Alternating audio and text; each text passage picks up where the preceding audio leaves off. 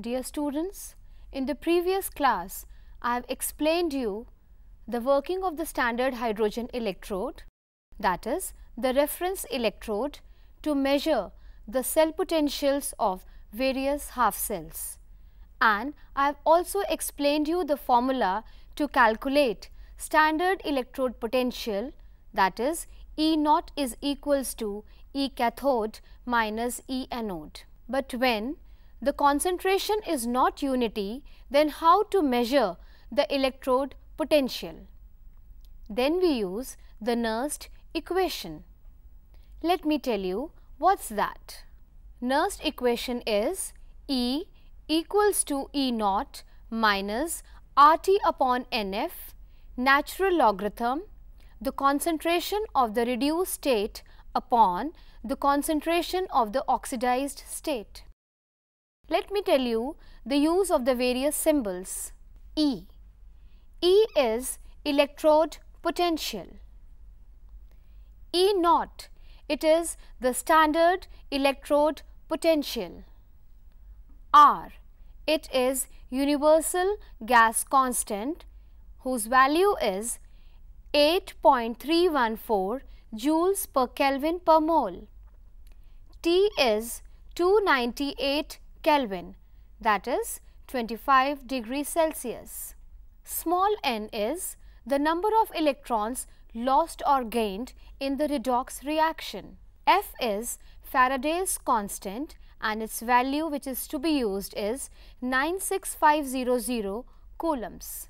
The concentration of M solid, that means the concentration of the reduced state, and concentration of Mn plus means concentration of the oxidized ions or the oxidized state.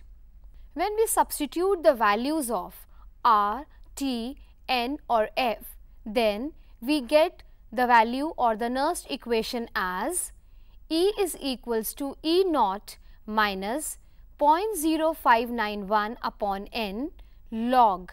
The natural logarithm has been changed to base 10, that is log, concentration of the reduced state divided by the concentration of the oxidized state. This is the equation which you can use in the numericals, and the value of the N will change according to the redox reaction, that is, the number of the electrons lost or gained.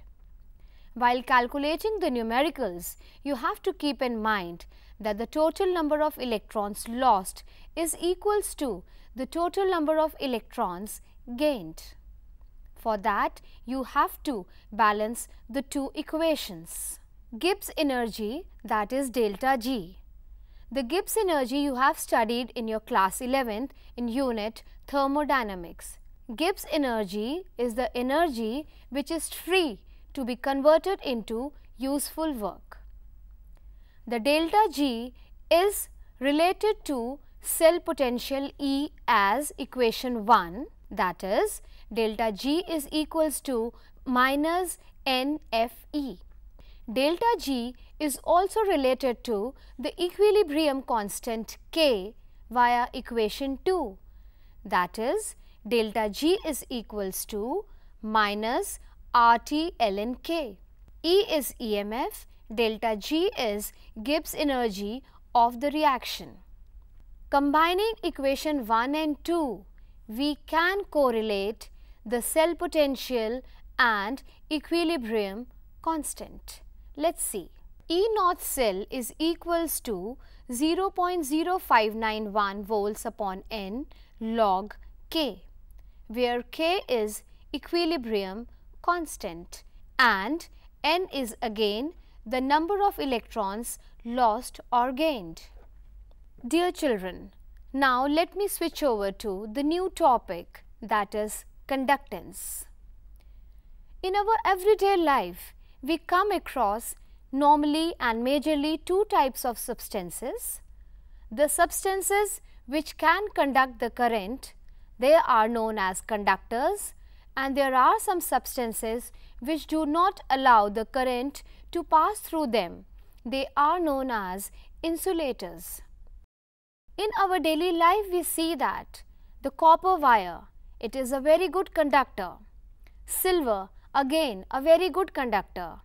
You can say that all the metals are very good conductor of electricity. And plastic, wood, paper, cloth, etc. are insulators. They do not conduct current. In between these two types of substances, there is another category. They are semiconductors.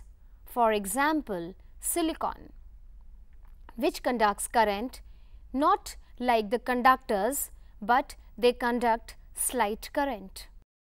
We will now concentrate on the different types of the conductors. There are two types of conductors: metallic conductors, which are also known as the electronic conductors, and the other type of conductors are the electrolytic conductors. In this unit, we have to concentrate on the electrolytic conductors and electrolytic conductance. But prior to that, let me differentiate between the metallic conductors and the electrolytic conductors. The metallic conductors means the metals.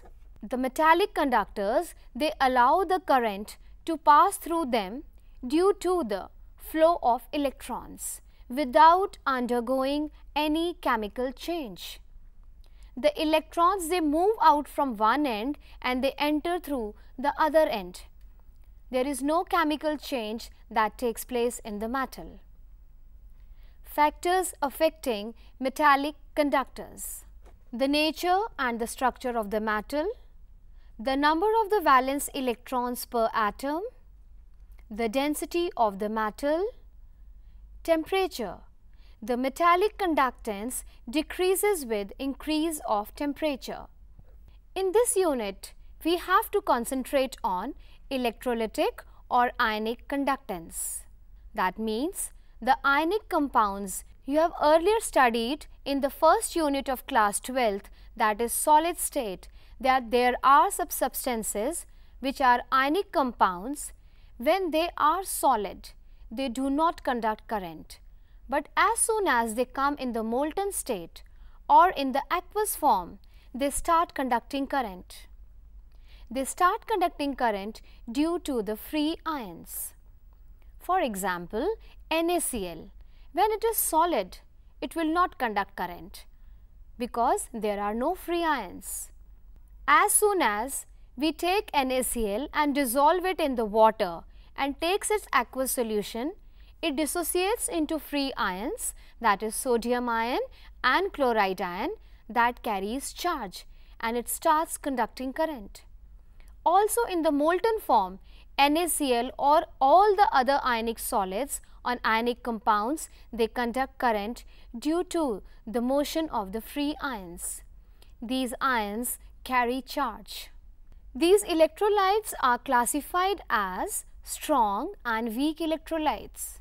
Strong electrolytes are those substances or those electrolytes which almost completely dissociates into ions. For example, sodium chloride, potassium chloride, they almost completely dissociate into ion when we dissolve them into water. Weak electrolytes, they do not and they never completely dissociate into ions. For example, acetic acid, ammonium hydroxide, they never dissociate completely. Now, let me tell you what are the factors on which the electrolytic conductance depends. The first one is the nature of the electrolyte. Just now I have explained you that there are two types of electrolytes, strong and weak. So, if the number of ions are more, as is the case of the strong electrolytes, the conductance will be more. And if the electrolyte is the weaker one, then there will be lesser number of ions and hence lesser is the conductance. Size of the ions produced and its solvation. If the size of the ions is large, if the solvation is extensive and ions become larger in size, then the conductance will decrease. The nature of the solvent and viscosity. If the solvent is polar, then the ionization takes place on a large scale and large number of ions are produced. So, if the solvent is polar, conductance will be more. Concentration of the electrolyte. If the electrolyte is concentrated, the conductance will be less because the motion of the ions will be restricted. But if it is dilute, if the concentration is less, then the volume will be more and ions will freely move and hence the conductance will be more. Temperature. The electrolytic conductance increases with the increase in temperature because we know that the temperature is directly related to the kinetic energy. As the temperature increases, kinetic energy of the ions also increases, and when the kinetic energy increases, their mobility increases and hence the conductance also increases. Conductance of the electrolytic solution. Now let me explain you few terms. Resistance. It is the obstruction to the flow of the current. When the current flows through a conductor, the conductor offers some resistance or obstruction to the flow of current. The symbol for resistance is R and its unit is ohm. Wheatstone bridge is the instrument which is used to measure the resistance. Resistance R is directly proportional to the length of the conductor and inversely proportional to the cross-sectional area A of the conductor. R is equals to rho L upon A.